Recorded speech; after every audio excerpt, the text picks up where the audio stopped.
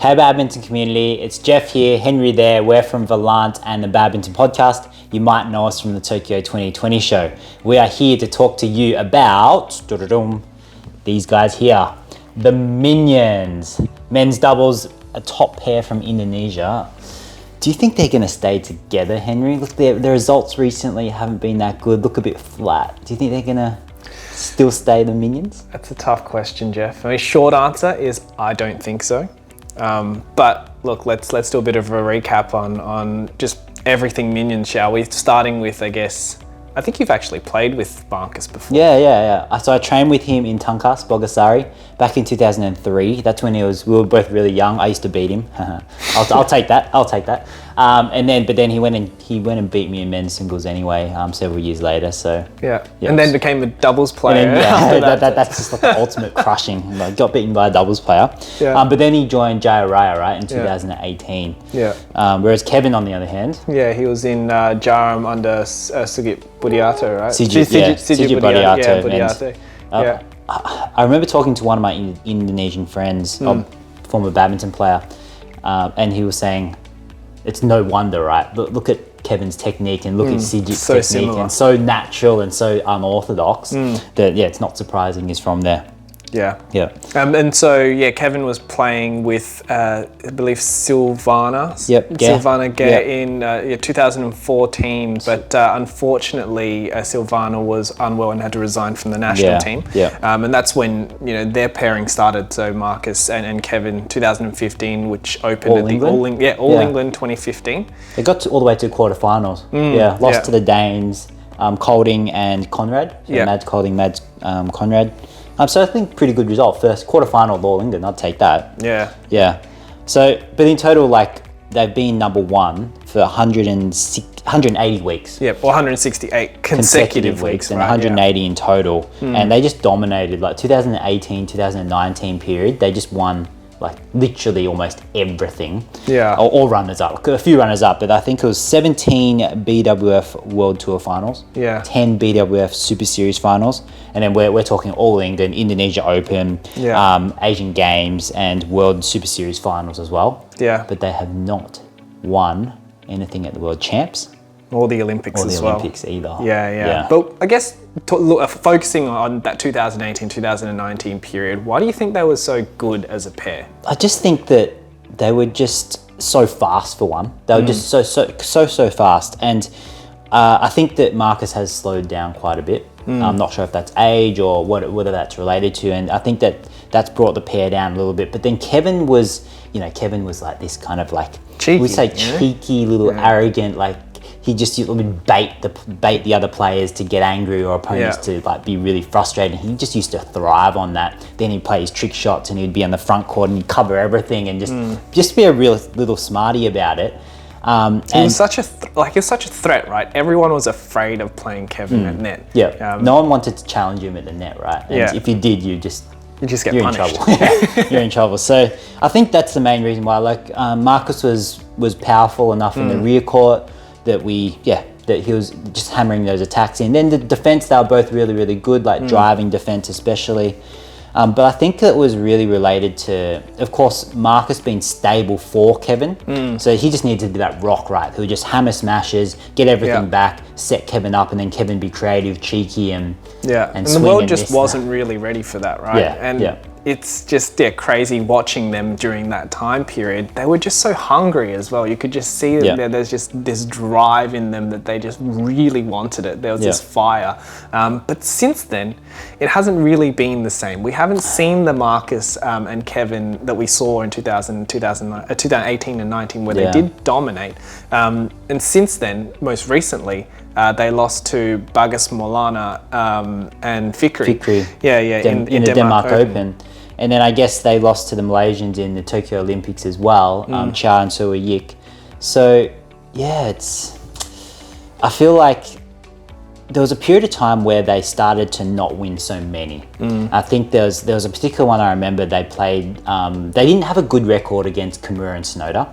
And I found that they just used to keep Kevin in the rear court all the time. And I think that the world's kind of learnt they've learnt to deal with Kevin a little bit. So get him to the rear court, kind of don't get frustrated at him, like don't play in his little mind games. Yeah. And I feel that there was a bit of loss of confidence there. And then when they started losing a bit of confidence, that's when the whole pairing came down. And now we're looking at it and yeah, they're just not that special anymore. We see Marcus here, I don't think as fast. Kevin just not hunting the net so much like you would normally see him like just dominate the net. Now he's kind of, I don't know, a bit more passive. And of course, we see some of those really long clearing rallies, right? Because they just can't finish it. They can't finish the rally anymore. And then I think you were talking about previously about Watanabe and Endo and that kind of brick wall defense that they have and them not being able to penetrate. And then we started to see them lose, the minions lose to Endo and Watanabe as well. Yeah, I think that the Japanese players in particular, a bit more stoic nature. They don't get affected by the they're always pumped up, right? They don't get affected by Kevin so much, and I think they've almost exposed the weaknesses of that pair in the more recent years. And that's played out across the entire scene as well. Yeah, the world's learnt kind of thing, right? Exactly. But I think Kevin's kind of just lost his drive, lost his fire. Whether or not that's going to come back, who's to know? It might, because we're thinking, I think we're in agreement here, right? That they are going to split them up. And we did see they played together in Thomas Cup. But we did see most part there. But we did see that there was Daniel Martin who played with Asan. In the semi-final, and then they paired him with Kevin in the final. Although they didn't get to play. They didn't get to play. But that to me is kind of saying that maybe Daniel's the up and coming one, that they're like, oh, maybe he's the next one to take the reins. But that could be a potential. It could be a potential next partner for Kevin. Yeah, I think that the Indonesian men's doubles category in itself is such a healthy. There's such a healthy flow of new players, of strong up and coming players, right? And we know that from. We have Daniel Martin and we have his partner Leo. Previously, Leo Carnando. World Junior Champion, of course. Of course, Russia is 2019. And then we have another pairing in Bagas Maulana and Mohamed Fikri, who obviously just beat them recently at the Denmark Open. And then we've got the experience of Alfian and Arianto. So they've been on the scene longer. They haven't done a whole great deal. Like they've made finals of Asian Games and they've had some good results, but they wouldn't, they're not kind of like a daddies or a minions in terms of results and consistency. But that was my other thought as well. Maybe one of those. So I'm thinking maybe Alfian. They might put Kevin with Alfian. I think that's I guess a possibility as well. But whether they're going to split up that long term, like they're kind of a pairing that have achieved some success. Obviously not to the level of the minions or the daddies, but are they going to pick a tried and tested pairing or a player from a pairing like that and split them up, or are they going to go for someone and develop them like a Daniel Martin, who is quite stable, powerful? Personally, I don't think as powerful as Gideon is. Especially when Gideon was in peak, right? Peak, But there's time to develop that as well. And then one player that I actually quite like, who I don't know if they're going to look at him, Rambutan. I think he's actually quite a powerful player as well, and really I think he's very smart on court as well. So there's a few options. Definitely some options and some younger options. So we're talking Daniel Martin is 20 years old. Leo Canando is 20 as well. I don't... More of a front court player? More of a front court player, not as much power, so probably not going to be him. But if we look at, say, I think Milana. Milana's quite big, quite strong at the rear court, but probably just not that stable. It doesn't have the stability. Keep it going for as long, especially with someone like Kevin, who is the playmaker. That potentially could make a few more errors. You kind of need that stability. Just the brick wall, right? Just the rock that's gonna. But I think that Kevin's got a few opportunities to play with a few other people. I wouldn't be surprised if they split up the minions and they go with maybe like we said, Alfian, or maybe a younger like Daniel Martin. Do you think Marcus is going to keep playing if they split? I'm not sure where he'll sit within the national team.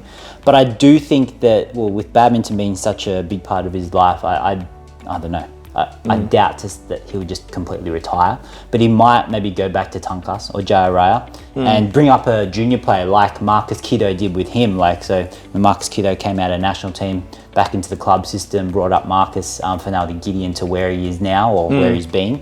Maybe he's going to do that and bring the next cohort of young athletes up. Yeah, perhaps Kanando as well. I mean, Kanando being a front court player. Maybe, yeah. Most likely, yeah. There many possibilities for him as well. Yeah. But we do hope to see the minions going forward, whether or not they're as minions or whether they're separated out. Yeah, exactly. We'll see what happens with that.